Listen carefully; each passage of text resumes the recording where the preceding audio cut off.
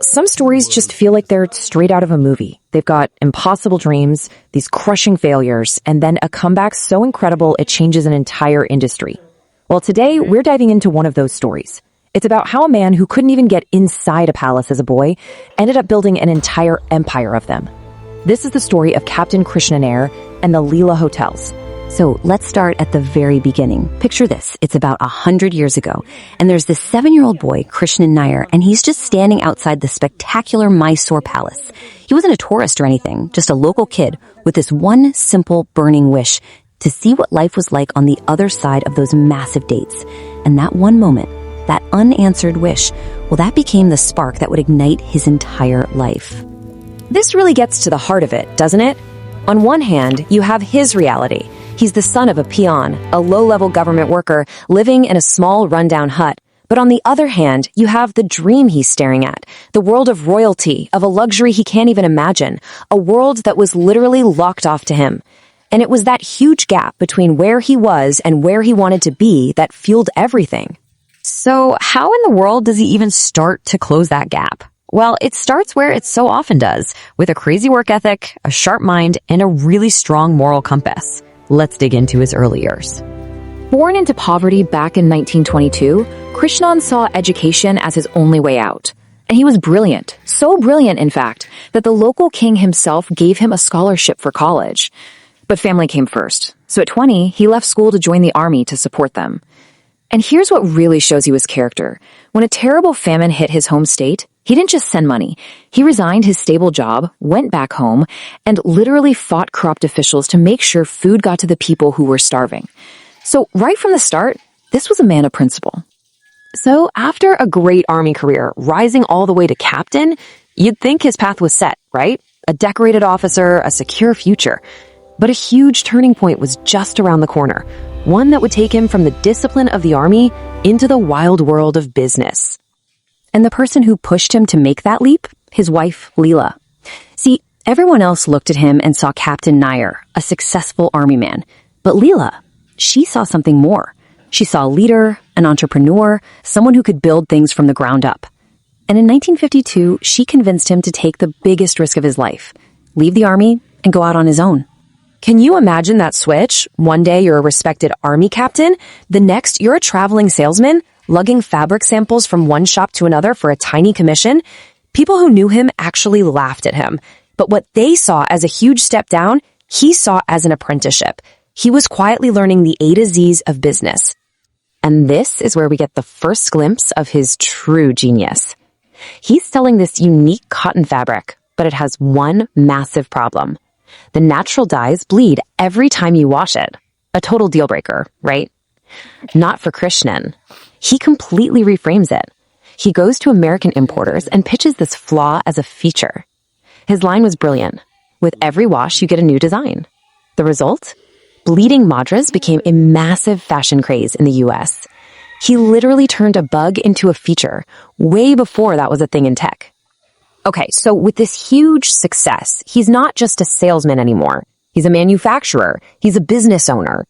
But as we're about to see, the path to building an empire is never a straight line.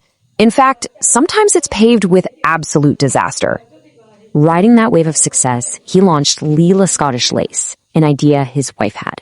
And it was a smash hit. I mean, Miss India wore it, Bollywood superstars wore it. His brand was the definition of luxury in India. For 15 solid years, the business just grew and grew. He'd officially made it. Or so it seemed.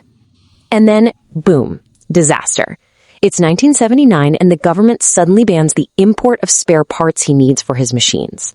Production grinds to a halt, orders get canceled, the entire business just collapses. And get this, he's 57 years old. His net worth isn't just zero, it's negative. He was about to lose his house. For almost anyone else, that would have been the end of the story. But not for Captain Nair. A chance conversation on a flight lands him a lifeline, a deal to make ready-made clothes for American brands. And his comeback move was pure genius. He knew Americans wanted casual, comfortable clothes. So he picked cheesecloth, this incredibly soft, airy, versatile fabric. He started up a small operation in his own defunct factory, and in just 1 year, he had paid back every single one of his debts and was making a profit again. incredible. So, at an age when most people are planning their retirement, Captain Nair was just getting warmed up for his biggest dream yet. The dream that started all those years ago when he was that little kid standing outside the Mysore Palace. He sees that a new international airport is being built in Mumbai, and he notices something: there are no luxury hotels anywhere near it. Now, the entire hotel industry thought he was insane. They said airport hotels are for cheap, quick stays, not luxury. But he saw what they didn't: that international business travelers and VIPs would want a 5-star hotel right where they landed. So in 1986, he opened his first hotel, the Leela Mumbai. It was a struggle. Baseless rumors and a newspaper stopped construction for months. But he pushed through, and his airport location had a secret weapon. Because of all the midnight international flights, he could often rent the same room twice in 24 hours. And the service? It was legendary. I mean, there's a story of a gardener who saw a guest picking up fallen flowers, and the next day he presented her with a full bowl of them. That's how you create a fan for life. Now, for his second hotel, he went right back to his original inspiration. This is where the story truly comes full circle. He decided to build a palace in Bengaluru, and he modeled it on the very same Mysore Palace that he was locked out of as a boy. He was finally, literally, building the world he had once only been able to dream of entering. And he didn't just decide to compete in the city. He decided to blow the competition out of the water. Just look at this. The two biggest luxury hotels in the city, the Taj and the Oberoi, had a certain number of rooms. He announced he was going to build a hotel with more rooms than both of them combined. I mean, the sheer audacity of that move is just staggering. But a move that big, that audacious, almost cost him everything. Again, the project was so massive and expensive that the company was, once more, on the very edge of bankruptcy. But his next move was pure genius. He used those incredible salesmanship skills to get emergency funding, and then he made a brilliant strategic pivot. He opened the hotel in phases, using the money from the first open wing to pay for the construction of the rest. So smart. His final great test was Udaipur, a market dominated by these iconic, world-famous hotels. So how could he possibly compete there? Well, he didn't try to compete head-on. He was way smarter than that. He noticed his hotel property had a perfect view of the famous Taj Lake Palace. So he thought, well, what if the guests at the Taj had a perfect view of my hotel? He hired the world's best lighting designers to make his hotel glow like a jewel box at night. So guests staying at the Taj would look across the lake, see this magical palace, get curious, and on their next trip, they'd stay at the Leela. Captain Krishnan Nair passed away in 2014 at the age of 92. But the empire he built, and more importantly, the standards of excellence he set, they live on and continue to define what true luxury hospitality is all about. And the accolades, well, they just speak for themselves.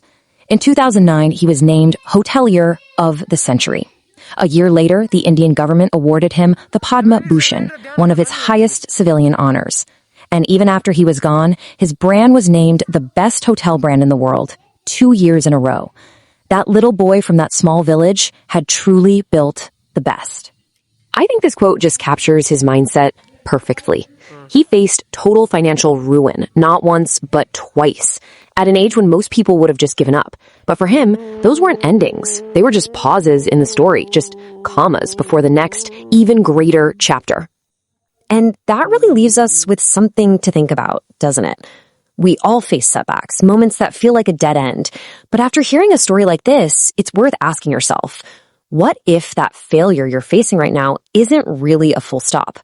What if it's just a comma waiting for you to write the next sentence?